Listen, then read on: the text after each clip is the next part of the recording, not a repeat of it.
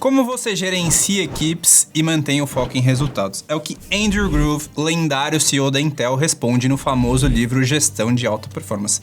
E verdadeiramente esse é um livro fantástico se você é um gestor. Recentemente eu li esse livro pela terceira vez. O livro é tão bom que eu decidi fazer sobre ele o primeiro vídeo do canal e dividir minhas 8 lições favoritas. 8 lições que mudaram completamente a maneira que eu fazia e ainda faço gestão. Espero que elas também sejam úteis para você. Andrew Grove, talvez você não o conheça, mas ele é considerado um dos maiores CEOs da história. Sob sua liderança, a Intel virou a 7ª maior empresa do mundo, com mais de 64 mil funcionários. Em 1997, a revista Time o elegeu como o Homem do Ano. Steve Jobs disse que trabalharia para apenas uma pessoa no Vale do Silício. Essa pessoa era Andrew Grove. Se você tem interesse em gestão de pessoas, ou pelo menos já tem uma pessoa respondendo para você, com certeza aprenderá com as lições de Andrew Grove. Um livro que foi escrito há mais de 40 anos, essa versão aqui é de 1999, mas que ainda é considerada uma obra-prima da área. Meu nome é Lucas Puerto, esse é o primeiro vídeo do meu canal. Depois de anos trabalhando nos bastidores de um negócio digital, criei esse canal no YouTube para dividir meus principais aprendizados de gestão e liderança nos últimos 8 anos, sendo 6 como CEO de uma das maiores empresas do digital. Hoje, sou CEO da Palur, uma aceleradora de negócios digitais que tem 14 empresas em seu portfólio. E o Gestão de Alta Performance foi meu livro de cabeceira para conseguir ter saído de praticamente zero experiência em gestão. Até então eu tinha gerenciado um estagiário, para depois de 1 ano e meio de empresa virar o CEO com várias pessoas reportando para mim. E se a minha opinião não é suficiente, Mark Zuckerberg, CEO do Facebook, disse que esse livro exerceu um papel importante no desenvolvimento do estilo de gestão. O CEO do Airbnb, Brian Chesky, que hoje vale 92 bilhões de dólares, disse que esse livro é sua principal referência em técnicas de gestão. Acho que já deu para entender a relevância desse livro, né? A primeira lição do livro é como gerar mais valor como gestor. Uma das primeiras perguntas quando eu comecei a gerenciar outras pessoas foi: como que eu passo a avaliar o trabalho dos gestores? No começo esse problema não existia, porque eu gerenciava apenas pessoas que não eram gestores. Eu tinha um gestor de tráfego, uma pessoa de suporte, uma pessoa de tecnologia. Depois de um tempo, a gente cresceu a equipe e a gente teve que trazer tanto ou novas pessoas, ou eu tive que promover essas pessoas para cargos de gestão. O trabalho de uma empresa é uma atividade coletiva e não individual. O resultado de um gestor é o resultado das pessoas que você gerencia diretamente e das pessoas que você influencia. Então, o meu trabalho como CEO da empresa seria avaliado de acordo com os resultados das pessoas que estavam abaixo de mim, sendo diretamente gerenciados ou sob minha influência. E o que eu quero dizer com essa influência? Porque não só o gestor que vai influenciar aquela pessoa. Às vezes você vai entrar uma nova pessoa, você vai ajudar essa pessoa, você vai participar do processo de onboarding. Então tudo isso influencia em como essa pessoa vai performar lá na frente. Sendo a pessoa abaixo de você ou sendo uma pessoa que você consegue influenciar, você está efetivamente fazendo um trabalho de gestor. Uma comparação que o Andrew traz no livro é que o gestor é como se fosse um técnico de futebol. Ele não entra em campo e faz os gols. Quem faz isso é o time, mas o gestor, ele é responsável por essa orientação, por esse direcionamento, que é o mesmo papel do técnico de futebol. E uma das lições que pra mim foi muito importante é que ele fala que as duas únicas coisas que um gestor pode fazer para melhorar o resultado de um funcionário é treiná-lo e motivá-lo. Só isso, não tem mais nada que um gestor consiga fazer. E um dos conceitos que eu considero mais relevantes na minha carreira como gestor foi o conceito de alavancagem. O que quer dizer alavancagem? É como você afeta o resultado das outras pessoas. Então, por exemplo, quando você faz uma avaliação de desempenho de uma pessoa e isso afeta o restante do trabalho dela por meses ou às vezes por anos, isso é uma tarefa de alta alavancagem, porque isso influencia esse trabalho da pessoa por vários e vários e vários meses. Quando você faz uma tarefa de baixa alavancagem, isso quer dizer que isso vai afetar a pessoa por pouco tempo. Então é importante que o gestor ele tenha clareza que o tempo que ele está usando precisa ser mais focado em atividades de alta alavancagem. E agora vamos para a segunda lição. Quando sua empresa ela passa por um período de crescimento, parece que o líder ele perde esse contato direto com seus colaboradores. Então, quando você está no comecinho, o que acontece? Você conhece todo mundo, você sabe o que cada pessoa está fazendo, você tem clareza do processo como um todo. Depois, quando sua empresa ela passa a crescer, né? Então quando você passa de 10, 20, 30, 40 pessoas, você já não sabe exatamente o que as pessoas estão fazendo. Isso continua acontecendo quanto mais a empresa for crescendo. Quando a gente tinha uma equipe de até 20 pessoas, todo mundo cabia na mesma sala. Quando passou disso, a gente teve que separar em blocos, então cada área ficava num lugar separado. E uma das lições que eu considero mais importantes desse livro, que vai te ajudar nesse sentido de ter clareza do que está acontecendo, é justamente a segunda lição, que são as reuniões one-on-one, ou as reuniões 1-a-1. O one-on-one é uma conversa entre o supervisor e o subordinado, e é a principal maneira de manter o relacionamento profissional entre eles. E são dois os objetivos dessa reunião. O primeiro é aprender e o segundo é trocar informações. Nessa reunião, o gestor e o subordinado eles vão falar sobre problemas e situações que realmente estão acontecendo. E o supervisor ele tem um papel de ensinar suas habilidades e transferir os seus conhecimentos de uma maneira que o subordinado consiga resolver esses problemas que ele está tendo. E essa reunião ela é importante por conta do relacionamento entre o gestor e o colaborador.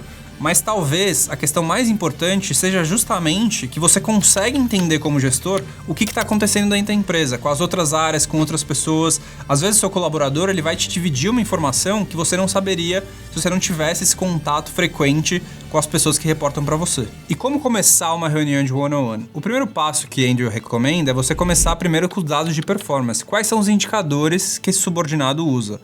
Você tem que entender também os indicadores que deram problema. Então isso vai apontar para você algumas possibilidades que você tem para atuar efetivamente nessa reunião de one-on-one. Outro ponto, possíveis problemas que você vai ter no futuro. E por último, nessa reunião, você deve falar sobre o que aconteceu na última reunião até a reunião atual. Então você teve um problema de contratação, você teve um problema de logística, você teve um problema de pessoal. Tudo isso vai ser dividido nessa reunião para que o supervisor consiga efetivamente ajudar esse colaborador. Você provavelmente já passou por essa mesma situação que eu vou contar para você. Você tem tanta tarefa que você não sabe por onde começar. Às vezes tem uma página para subir, você tem um e-mail para disparar, um feedback que você precisa dar para alguém, um vídeo a ser gravado. Como que você define exatamente o que é prioridade? E a resposta para essa decisão, Andrew Groove fala que é o que traz a maior alavancagem. A alavancagem, como eu já expliquei, é o resultado que a atividade gera. Então, uma atividade de alta alavancagem, ela gera um alto nível de resultado. Uma atividade de baixa alavancagem, ela gera um baixo nível de resultado. E a alavancagem, ela também pode ser negativa. Se você chega, por exemplo, despreparado para uma reunião, você deveria ter lido o material, você deveria ter se preparado efetivamente antes, e você chega despreparado, você está trazendo uma alavancagem negativa. Mas sempre que você compartilha seus conhecimentos, suas habilidades, seus valores a um grupo de pessoas, sua alavancagem acaba sendo muito mais alta. Porque essas pessoas, elas, de certa maneira, acabam disseminando o que elas aprenderam com as outras pessoas da sua empresa. Um fator que vai influenciar tremendamente a alavancagem do gestor é o número de subordinados que respondem para esse gestor. Se ele não tiver número de subordinados suficientes, sua alavancagem acaba sendo menor. Se ele tiver subordinados demais, ele fica com muita coisa para fazer e a alavancagem também cai. Como regra geral, o que o Andrew fala? Ele fala que um gestor ele deve ter entre 6 e 8 subordinados. 3 ou 4 acaba sendo muito pouco e 10 para cima é muita gente. Discordo aqui humildemente da opinião do Andrew Groove. Pessoalmente, acredito que o número máximo de pessoas que um gestor deveria ter seria até 6 pessoas. Tem uma regra da Amazon que eles brincam que você deveria conseguir alimentar o seu time inteiro com até 2 pizzas. Então até 5, 6 pessoas eu acho que é o ideal para você realmente ter um tempo de qualidade e que você consiga também executar e participar da parte mais estratégica do negócio. E a alavancagem da reunião one-on-one, ela acaba sendo muito alta. Digamos que você vai passar, por exemplo, 1h30 com cada subordinado a cada 15 dias. Você vai passar 90 minutos do seu tempo, mas que pode melhorar a qualidade do trabalho do seu subordinado pelas próximas 2 semanas, o que equivale a mais de 80 horas de trabalho. Então você gastou ali 1h30 do seu trabalho para influenciar o trabalho da outra pessoa por mais de 80 horas. Isso nos traz a 4ª lição. Eu não sei se isso já aconteceu com você, mas no começo, quando eu delegava uma tarefa para alguém que eu tinha contratado, várias e várias vezes o que a pessoa me devolvia era muito diferente do que eu tinha pedido. Você já passou por isso? Eu passei por isso várias vezes quando eu virei gestor. E o que o Andrew fala é que delegação sem acompanhamento é você se abdicar, né? Você está simplesmente lavando suas mãos daquela tarefa que precisa ser feita. Mesmo depois de delegar uma tarefa, você continua sendo responsável por sua realização. Monitorar o progresso é a única maneira prática de você garantir que o resultado vai vir certo. Isso não quer dizer você ficar se intrometendo no trabalho do seu colaborador. Isso não quer dizer você ficar fazendo microgerenciamento. Monitorar é você simplesmente garantir que a atividade está sendo realizada de acordo com expectativas. E como delegar quando você tem pessoas com níveis muito diferentes de maturidade? A resposta exata para isso é a próxima lição, que é a maturidade aplicada àquela tarefa especificamente. Então, quanto mais madura aquela pessoa for com relação àquela tarefa, menos você precisa acompanhar o que for delegado. Quanto menos madura ela for, mais você precisa estar próximo, vendo exatamente as atividades para garantir que aquela tarefa realmente seja entregue do jeito correto. E como que eu faço para delegar? Eu considero que são 5 passos importantes. O primeiro passo é você escolher a pessoa certa. Você tem que entender quais são as habilidades, qual a competência e se essa pessoa tem interesse em fazer essa tarefa. O segundo passo é você comunicar as expectativas. E uma coisa que eu gosto de fazer é você pedir para a pessoa repetir o que foi passado para ela. Então você passa uma tarefa para ela. Eu quero que você suba uma campanha dessa maneira. Então explica para mim o que eu acabei de te pedir. O terceiro passo é você entender quais são os recursos necessários. Então, às vezes a pessoa vai precisar de orientação, às vezes a pessoa vai precisar de treinamento. Então, você como gestor tem um papel de realmente garantir que isso aconteça. O quarto passo é você acompanhar esse progresso e começar a dar feedback. E o último passo é de acordo com as entregas da pessoa. Vamos dizer que a pessoa, tá indo bem, ela realmente, você conseguiu delegar, ela tá entregando o que você quer, você vai dando cada vez mais autonomia para aquela pessoa. Isso nos traz a quinta lição, que é a maturidade aplicada à tarefa. Quando eu comecei a gerir pessoas, eu sempre ficava na dúvida, eu devo focar mais em ajudar aquela pessoa a performar ou ser mais mão na massa? Quando eu contratei o André, que até hoje é nosso gestor de tráfego, ele tinha pouca experiência. Mas o que eu percebi? Que ele tinha um bom perfil comportamental e vontade de aprender. A gente estava numa situação bem complexa, a gente estava no meio de um lançamento, investindo R$1,5 milhão e meu gestor ele pediu para sair na semana seguinte. E esse conceito que o Andrew Groove traz, ele te responde se você precisa ser mais mão na massa ou focar mais na gestão dos seus colaboradores. E o conceito que o Andrew traz no livro é que à medida que o trabalho do subordinado melhora, você deve ir reduzindo a intensidade do monitoramento. E no caso do André que eu falei antes, quando ele começou ele tinha pouca experiência, mas eu fui vendo com o tempo que ele ia cada vez mais melhorando. Então eu fui reduzindo a intensidade de monitoramento. No começo eu acompanhava exatamente cada tarefa que ele ia fazendo. Quando ele subia uma campanha, eu ia lá e via se estava certo. Eu mostrava para ele como que eu estava fazendo. Então isso foi reduzindo de acordo com a entrega dele. E aí um ponto que é importante, quando você vai fazendo essa delegação e a pessoa ela realmente está conseguindo cumprir com os objetivos que você passou, você passa a dar mais autonomia e mais importância para aquela pessoa. Então, no caso do André, conforme ele foi evoluindo, eu ia acompanhando cada vez menos suas tarefas. Eu não olhava cada campanha que ele subia, eu não olhava cada conjunto de anúncio, porque eu sabia que ele estava fazendo a coisa direito. Então, além dessa autonomia, a gente passou a dar o quê? Mais responsabilidade. Então, ele passou a subir as campanhas de Google também, ele passou a fazer a parte de analytics, a parte de dashboards. Então, tudo isso está relacionado. Você precisa entender a maturidade que a pessoa tem com relação àquela tarefa para entender se você precisa ter um acompanhamento mais próximo ou mais distante, e com uma frequência também diferente para cada situação. Também é importante considerar qual que é a velocidade daquela área, né? Então, por exemplo, no marketing, onde as coisas acontecem com muita rapidez, às vezes você vai precisar ter esse acompanhamento mais próximo, porque a área demanda esse acompanhamento, esse one-on-one frequente para você realmente estar a par do que está acontecendo. Então, falando sobre o estilo de gestão certo para cada situação, ele depende muito dessa variável que é a maturidade aplicada à tarefa. Então, quanto mais madura a pessoa for para aquela tarefa específica, menos você precisa acompanhar, né? Então, você vai acompanhar mais com indicadores, com mais a parte estratégica, efetivamente, menos operacional. Quanto menos madura a pessoa for com relação àquela tarefa, mais você precisa acompanhar. E uma coisa que eu demorei muito para entender é que às vezes uma pessoa ela vai ter uma maturidade muito alta em um projeto, mas baixa em outro projeto. Então, por exemplo, vamos dizer que você tem uma pessoa de sucesso do cliente que seja muito boa, que tenha muita maturidade naquela tarefa específica. Se você pedir para essa pessoa montar uma área de vendas onde ela não tem essa maturidade, ela vai começar como se fosse do zero. Então, quando a maturidade acaba sendo baixa, o que é mais eficaz? É você oferecer o máximo possível das instruções, o mais preciso possível, o mais detalhada possível, explicando exatamente o que precisa ser feito, quando precisa ser feito e como precisa ser feito. Uma abordagem que ela é totalmente estruturada. À medida que a maturidade do seu subordinado sobe, o estilo mais eficaz passa a ser uma coisa mais voltada à comunicação, ao apoio emocional, ao encorajamento, muito mais voltada à pessoa do que à tarefa em questão. Contextualizando as características do estilo de gestão mais eficaz, quando a pessoa tem baixa maturidade, você precisa trazer uma tarefa mais estruturada, mais específica do que, do quando e do como. Uma pessoa que tem maturidade média, você vai ser muito mais orientada à pessoa, você tem muito mais ênfase no diálogo, no apoio, no pensamento junto com aquela pessoa. Quando uma pessoa já tem uma maturidade alta, você tem um envolvimento cada vez menor do gestor.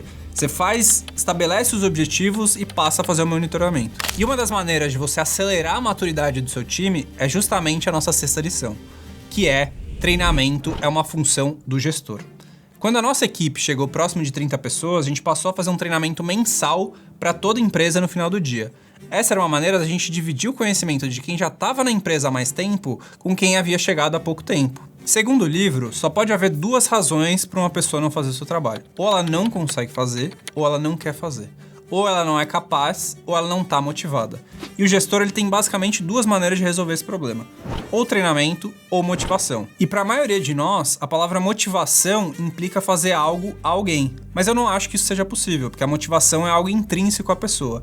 Então, o que o gestor tem que fazer é realmente criar um ambiente que ele consiga promover o sucesso e o crescimento das pessoas motivadas. O segundo ponto é justamente o treinamento, que é uma das atividades de maior alavancagem que um gestor pode realizar. Considere esse exemplo. Você vai dar 4 aulas para as pessoas do seu departamento ou para sua empresa.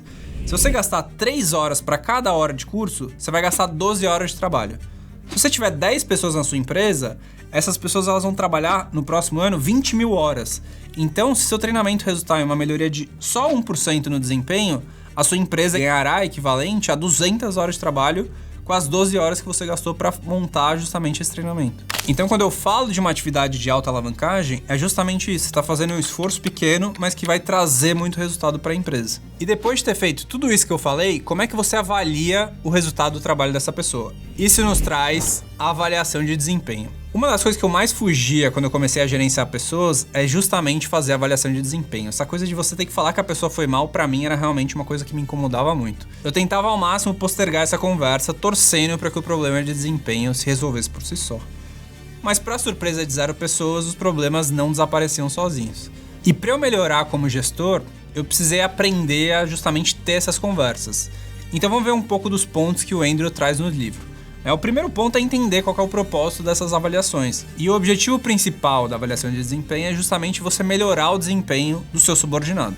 Os 2 fatores importantes que consideram em uma avaliação de desempenho primeiro é o nível de habilidade do subordinado. Então, quais são as habilidades que estão faltando e quais são as maneiras de preencher essa lacuna. O segundo ponto é justamente você aumentar a motivação do subordinado. Então, ele vai aumentar o desempenho de acordo com essa motivação que você vai trazer para ele. E quais são as maneiras de você aumentar essa motivação? Então essa pessoa pode ter clareza, por exemplo, que o próximo passo dela dentro da empresa é uma promoção. Ou você pode trazer um treinamento, você pode trazer uma bonificação. Dessa maneira você cria esse ambiente que o Andrew fala, justamente para você permitir que a pessoa consiga performar de uma maneira melhor. E um dos pontos que me trouxe muita tranquilidade quando eu li esse livro é justamente o que o Andrew fala, que é muito difícil você avaliar seus funcionários de uma maneira completamente objetiva. Porque você nunca vai conseguir medir exatamente o trabalho de cada pessoa diferenciada, né? Porque tem uma pessoa que edita vídeo, uma pessoa que é vendedora, uma pessoa do time de suporte, uma pessoa do time de edição. Então você conseguir comparar e ser totalmente objetivo é uma coisa muito, muito complexa. E se o Andrew tá falando isso, quem sou eu para achar diferente? Né? Então, para facilitar esse processo de avaliação, você precisa ter o máximo possível de clareza o que você estava esperando desse subordinado. E aí você entende se essas expectativas realmente foram atingidas ou não. E quando você avalia um gestor, você julga o desempenho dele ou o desempenho do grupo das pessoas que estão abaixo dele?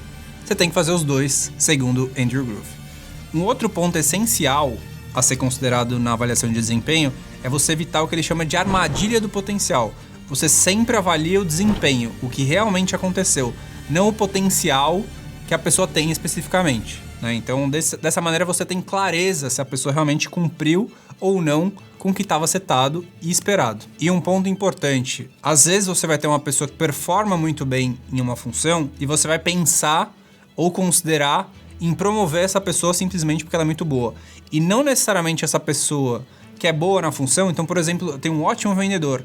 Não necessariamente esse ótimo vendedor vai ser um ótimo gestor. Então é importante entender quais são as características que essa pessoa tem e se realmente ela se encaixa com a posição de gestor.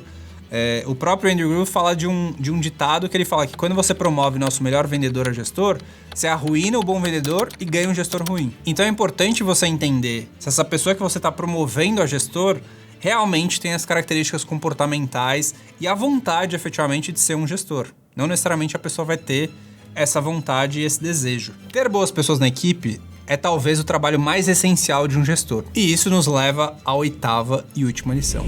Entrevistas. Nas primeiras entrevistas que eu participei para contratar alguém, eu fui totalmente despreparado. Eu começava sempre com a mesma frase: me conta um pouquinho sobre você, e ia perguntando coisas que iam aparecendo durante o processo. Então, fazer um bom processo seletivo é justamente o que vai fazer com que você consiga trazer pessoas certas e afastar as pessoas erradas. Os objetivos que o Andrew fala de uma entrevista é justamente você selecionar um bom candidato, informar sobre você e sua empresa, determinar se existe compatibilidade, né? Se essa pessoa vai performar bem, se a empresa faz sentido para ela. E a última coisa é você convencer a pessoa a aceitar a oferta de emprego. A primeira pergunta que ele recomenda é para a pessoa descrever projetos que foram muito bem sucedidos de acordo com os superiores da pessoa. A segunda pergunta é quais são seus pontos fracos e o que você está fazendo para eliminá-los. A terceira pergunta é por que minha empresa deveria contratá-lo. A quarta pergunta é para a pessoa citar alguns problemas que ela está encontrando no trabalho atual e o que a pessoa está fazendo para resolvê-los. E o que você poderia ter feito também para impedir que esses problemas surgissem lá atrás. E a quinta pergunta é por que você acha que tem a qualificação necessária para ocupar este cargo. A sexta pergunta é quais foram suas realizações mais importantes e por que elas foram importantes para você. A sétima pergunta é quais foram seus maiores fracassos e o que você aprendeu com eles. E a oitava pergunta é qual foi o curso ou projeto mais importante que você fez na sua graduação ou pós-graduação e por que você considera importante. A primeira coisa que essas perguntas elas querem responder é qual que é o conhecimento técnico daquele candidato. Em segundo lugar, você está tentando avaliar como que esse candidato se saiu em um emprego anterior, aplicando todas as habilidades e conhecimentos técnicos que ele tem. Não só o que ele sabe, mas também o que ele fez com aquilo que ele sabe. No terceiro lugar, você está buscando saber qual que é a razão de uma discrepância entre o que ele sabia e o que ele fez, né? Entre sua habilidade e o seu desempenho efetivamente.